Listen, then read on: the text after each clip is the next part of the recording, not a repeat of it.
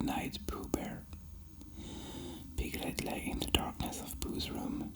The darkness at Pooh's house was much, much darker than it was at Piglet's house. Pooh's bedroom was also much quieter than his own room at night. Pooh Bear, Piglet whispered. There was no answer. Piglet heard a soft, low rumbling. The sound grew louder and then softer, over and over again. Is that the sound of a heffalump? Piglet wondered. Oh dear, Piglet shouted, running to Pooh's bed. Wake up, please, Pooh. Pooh said drowsily, sitting up. Piglet was hiding under the cover in Pooh's bed. Why, Piglet, said Pooh. What's the matter? It's that horrible noise, Pooh. Piglet stammered.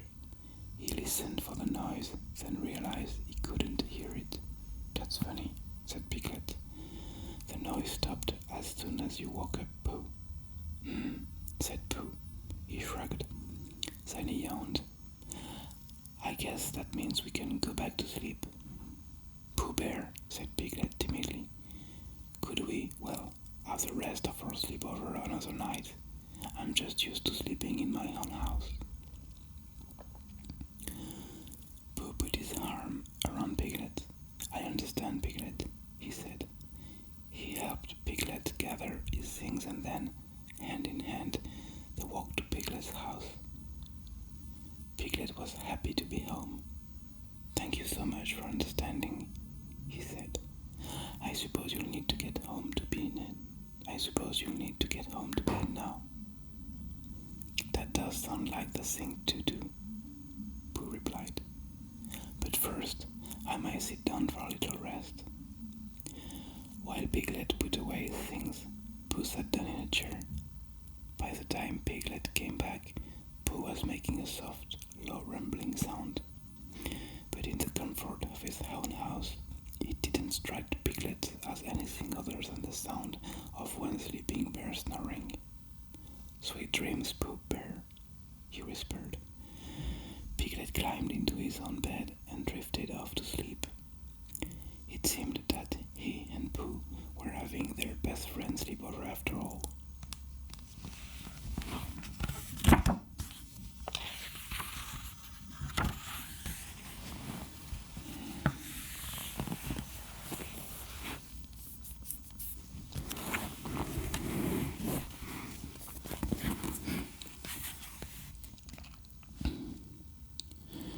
Off-road adventure. Lost ties, announced the microphone. Help needed. What's wrong? Asked Woody. It's a Green Army man. Ham the big bug cried from the window's wheel. Andy left them outside and it's raining. Now they're stuck in the mud. Buzz and Woody hurried to the window and peeked through the rain-splattered glass. How are we going to help them? Woody cried. What about R.C. car? Ham suggested. Buzz and Woody climbed inside R.C. and the race car took off. R.C. raced out of Andy's bedroom and down the hall. At the top of the stairs, Buzz and Woody held their breath. Here we go, Buzz cried as they bounced down the stairs. Ouch, oof, oh, yelped Buzz. R.C. raced to the kitchen and through the swinging doors. There they are, cried Woody. Situation critical, shouted the Green Army man. Assistant needed immediately. R.C. car veered into the dirt and parked near the Green Army man. Woody swung his lasso and looped the rope around the soldiers. Then he tied the other end of the lasso around R.C.'s bumper. As he backed up, R.C. pulled the Green Army man to safety. When they were all free from the mud, R.C. car drove up the pathway and through the dog door. But when he got to the stairs inside, everyone groaned. How can we drive back up? Asked Woody. Don't worry, Ham yelled from the top of the steps. We're on it. The toys had put together together train track leading right up the stairs. RC car canned his engine and up he went, just as Andy's mother pulled into the driveway. The toys quickly pulled the track back into Andy's room and put them back where they belonged. "That was closed," said Woody, "but I think we got away with it. Andy's mom will never suspect a thing." Downstairs, Andy's mother scratched her head. "I wonder where all this mud came from," she said.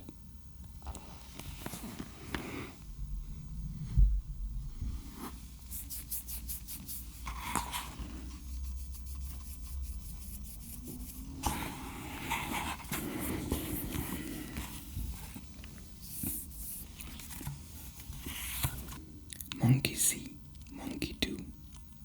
Come on, Abu," Aladdin called from the busy Agrabah marketplace. From his perch atop the basket seller's cart, Abu barely heard the call. He was captivated by the monkey he had just spotted peeking out at him from behind the fruit seller's cart. Abu jumped off the basket cart and darted over to say hello. But the other monkey scurried away and hid behind a wheel. From his new hidden place, he peeked out at Abu. Abu looked around, trying to think of a way to draw the monkey out. The fruit seller was distracted, so Abu hopped up onto the cart and picked up an apple. He balanced it on top of his head. Then he scurried over to the edge of the cart and peered down, hoping to attract the other monkey's attention. Abu heard monkey chatter behind him. He turned around to find the monkey standing at the other end of the fruit cart, balancing an apple on his head, just like Abu. Abu picked up a pear and an orange. He began juggling them in the air, hoping to amuse the other monkey. Not to be outdone, the monkey also picked up a pear and an orange and began to juggle them, just like Abu. Abu grabbed hold of the cart's awning, then flipped over and swung from the awning by his tail. The other monkey did the same. Abu thought this game was fun, but now he wanted to find a stunt that the other monkey couldn't copy. Abu looked around and saw Aladdin coming his way. Abu had an idea. He jumped off the fruit cart, darted over to Aladdin, and scrambled up the length of his friend's body until he was lounging comfortably on top of Aladdin's head. The other monkeys stared at Abu in amusement. The closest human was the fruit seller. Throwing caution to the wind, the other monkey scurried over to him, but it only climbed as high as the fruit seller's shoulder before the man chased him away. Hiding behind the basket cart, the other monkey crossed his arms, pouted, and watched that sneaky Abu laugh and wave goodbye as he rode away on top of Aladdin's head.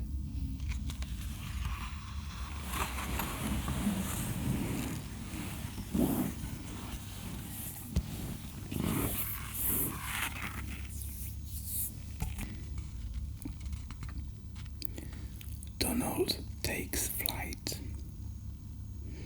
"Daisy, I have a surprise for you," said Donald Duck one clear spring day. "I've been taking flying lessons." "That is a surprise," said Daisy Duck. Donald took Daisy to a nearby airport. On the runway sat an old-fashioned plane with open-air seats. Together they climbed into the smaller plane. Then Donald started the engine. "Can you do any tricks?" shouted Daisy. "Sure," called Donald. He steered the plane into a loop-the-loop. "You're a very good pilot, Donald," Daisy cried, clapping her hands. Donald was so proud of himself he decided to fly it out to sea. Before long, however, the plane's engine began to cough and choke. "Uh-oh," Donald said as the plane began to drift towards the water. "Is anything wrong?" asked Daisy. Donald knew they were running out of gas, but he didn't want Daisy to find out. "Everything is fine, Daisy," Donald said nervously. something floating below them. It looked like an airport runway. But what would a runway be doing in the middle of the ocean? As the plane drifted closer to the water, Donald realized he had no choice. He'd have to land his plane on the floating runway. Suddenly, Donald realized it wasn't a runway at all. It was the top deck of a huge ocean liner. "Duck!" yelled one of the passengers. Donald zoomed over their heads and carefully landed the plane on the long white deck. "Hey, it really is a duck!" cried one of the passengers. Just then an announcement came over the ship's speakers. "Good evening, ladies and gentlemen. Dinner is served." Donald helped Daisy out of the plane.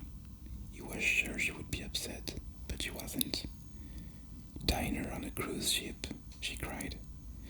"Donald, you're just full of surprises, aren't you?" "Yes, indeed," said Donald with a huge sign of relief. "Oh, Donald, you're the best," said Daisy. "No, I am not," thought Donald. "What I really am is one lucky duck."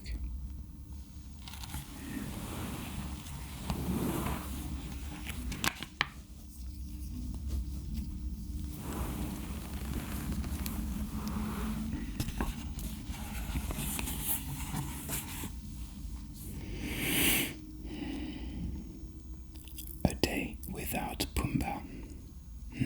Said Timon. Breakfast time.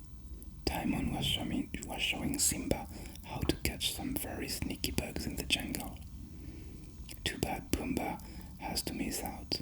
I haven't seen him, have you?" "Oh, there is a good one." Timon crouched behind a log and was about to pounce when, Pumbaa swooped out of the tree, swinging wildly on a vine. He crashed straight into Timon. "Oops, sorry, Timon," Pumbaa said. "Sorry," shouted Timon. "It wasn't on purpose," Pumbaa said. "You never do anything on purpose," Timon replied. "You're a disaster. You couldn't catch a bug if it flew into your mouth." "That's not true," Pumbaa protested. "I'll prove it." The clumsy war dog lunged for a grub, only to fall head first into a puddle. Mud splattered Simba and Timon from head to toe. "That's it," cried Timon. "I've had it." Pumbaa hung his head.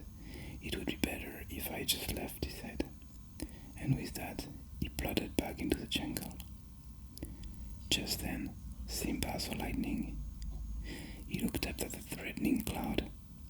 "Timon, we can't let him go." But Timon was too mad at his friend to worry about him. He went back to bed hunting. The storm came and went, and then thought it lunchtime, but still no Pumbaa.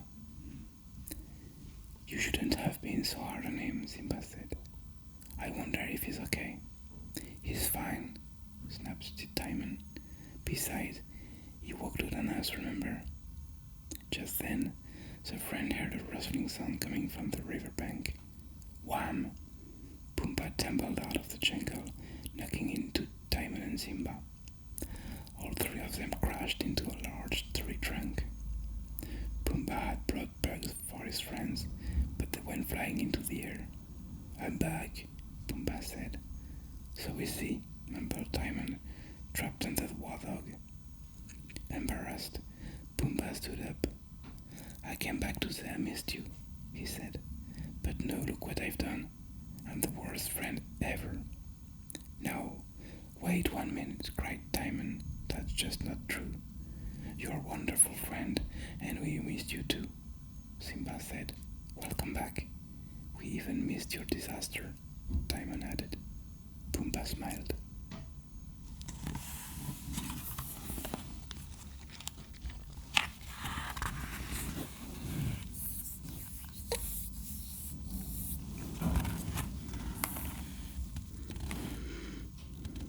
Out for a spin. One day, Princess Kida was showing Milo and the rest of the explorers the wonders of Atlantis. The explorers wanted to search for treasure, but Milo Milo preferred to go exploring with Kaida.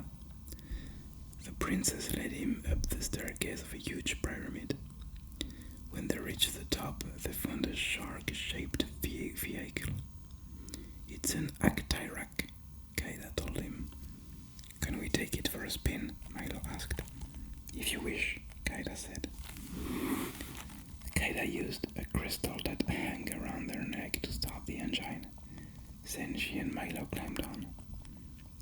Milo pushed the button and the Actirak blasted into the sky.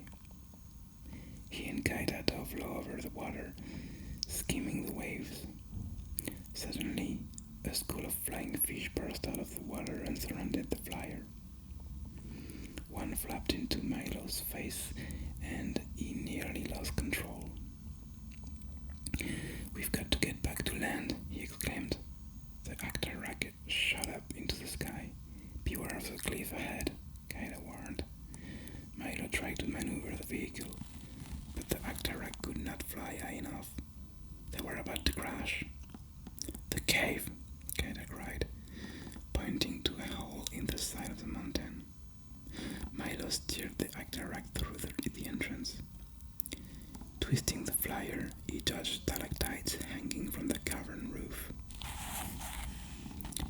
Then he saw the head of a huge stonefish in the cave wall. Its mouth was open and daylight streamed through it.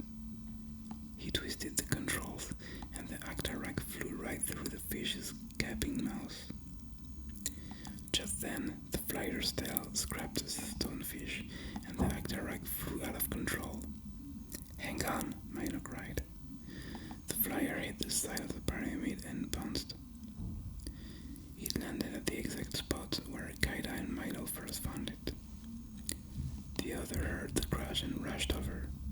They found Milo and Kaida standing next to the wrecker flyer. "What happened?" Audrey cried. "We went out for a spin," Milo said. "Are you saying you actually flew this wreck?" Audrey demanded. "I did," said Milo. "But it's pretty obvious. I need to sign up for Atlantis and drive Z." Just desserts. Belle walked to the village, thinking about the wonderful book she had just finished reading. It was full of fire-breathing dragons, magical wizards, and brave princesses. All of a sudden, Belle's thoughts were interrupted by a great crashing noise.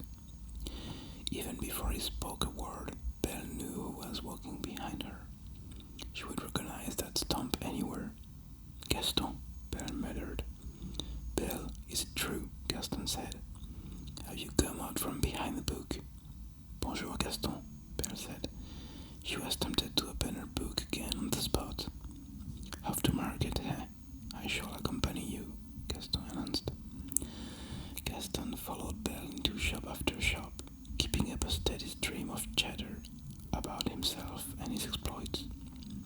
"My, Gaston, you certainly do boast well," Belle said in a flattering tone. "Yes, thank you," Gaston said, before realizing that Belle was not complimenting him. His smile disappeared briefly as he opened the door to the bakery. Belle stepped inside and quickly asked for an apple tart before Gaston could begin speaking again. When the tart was in her basket, she waved to Gaston and the shopkeeper. "Goodbye," she called, walking quickly toward the forest path. "Belle, wait!" Gaston caught her arm. "I really have no time to linger, Gaston," Belle replied. "I must get home to make dinner." "I can walk you home," Gaston said, puffing out his massive chest. "I insist upon it. You need protection." Belle laughed. "Protection from what? These woods are my backyard." "From predators, monsters, thieves," Gaston said dramatically. Belle sighed and shook her head. Just then, the two heard something coming down the path ahead. Something large. Quickly, Gaston pushed Belle out of harm's way. Belle tumbled to the ground. Her basket went flying. "Look out!" Belle yelled, but it was too late. The predator emerged. It was her father horse, Philippe. For the first time that she could remember, Belle smiled at the sight of Gaston. The apple tart had landed right on top of his head.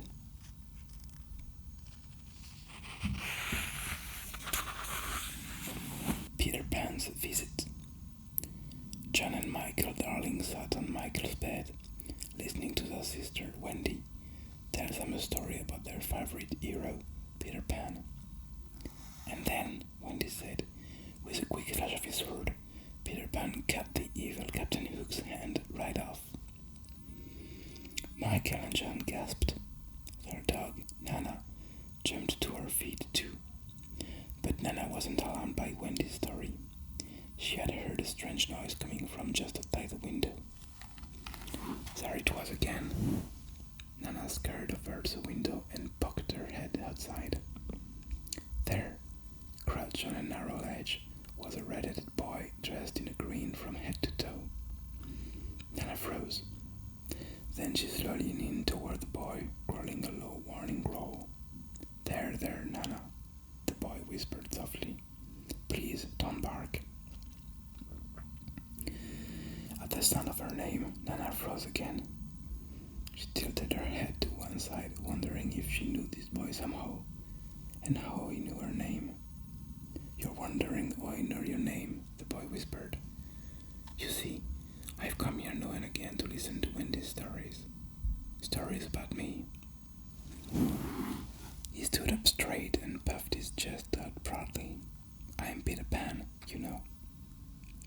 No, Nana was not a mean dog, but there was one thing, well, three things really, that she was very protective of, and there were 3 children inside the nursery. Nana knew it was up to her to make sure they were safe and sound. She also knew that strange boys crouching outside the nursery window, Peter Pan or not, were not to be tolerated. And so, with another loud growl, Nana suddenly lunged farther at the windows and snapped her teeth at Peter Pan. The boy flew out of the window just in time, but his shadow was not quite so fast. It struggled to get loose, but it was held tight in Nana's mouth. Peter Pan laughed merrily and flew off. It was time to begin his journey home to Neverland, but he would be back for his shadow, and next time he would need to go inside.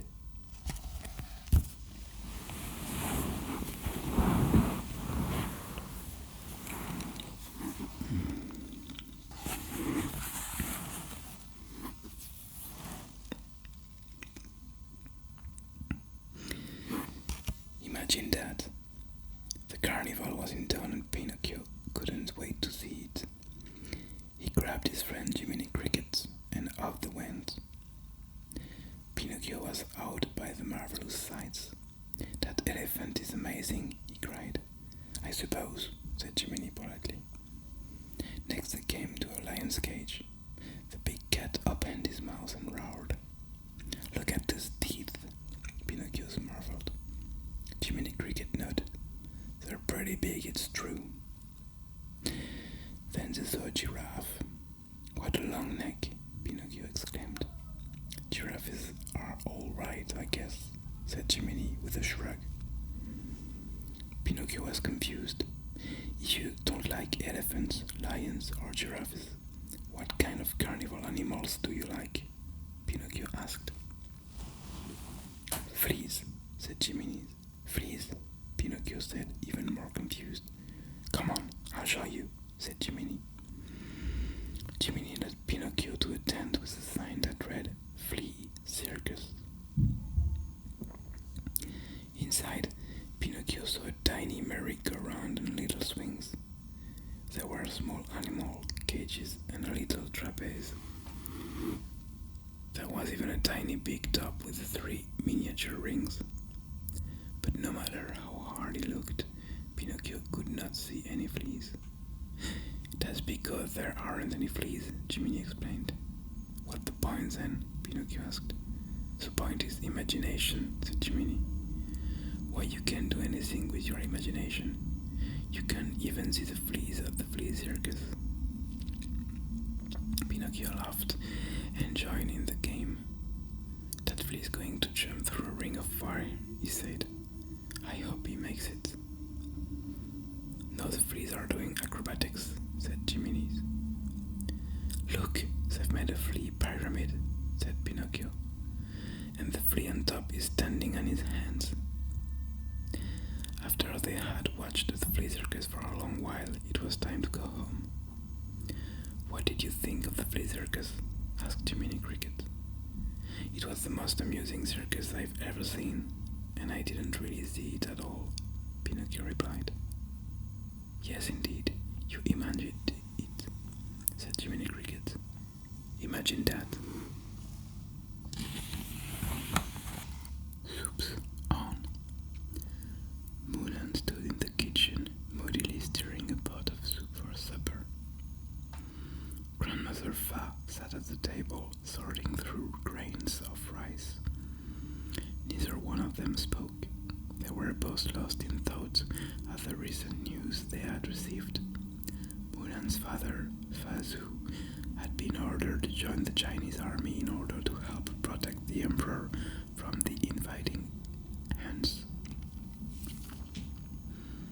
Mulan was distraught, for she knew that if her father joined the army and went into battle, he would surely die. "Why must my father fight?" Mulan asked her grandmother suddenly. "He is but one man, and the emperor would never know the difference if he didn't join. Yet what a difference to our family it would be if he were to die," she sighed heavily. Her grandmother also sighed and continued to sort the rice silently for a few moments. Then she stopped and turned to Mulan. "You are partly correct. One grain of rice, such as this one that I have in my hand, is small and insignificant." Then she held out her hand and tipped the grain into the large bowl of rice she had been sorting. "Yet together, you know, all the grain of rice in this bowl could feed many people. The emperor needs an army of many, many people in order to defeat the invaders." Mulan shook her head miserably, afraid that if she spoke she would cry. Grandmother Fa was just as unhappy as Mulan, but the older woman realized that it was useless to protect against some things. She stood up and walked silently out of the kitchen. Mulan continued to stir the soup, even though it didn't need stirring. Next to the pot sat a small bowl, which contained a peppery red white spice.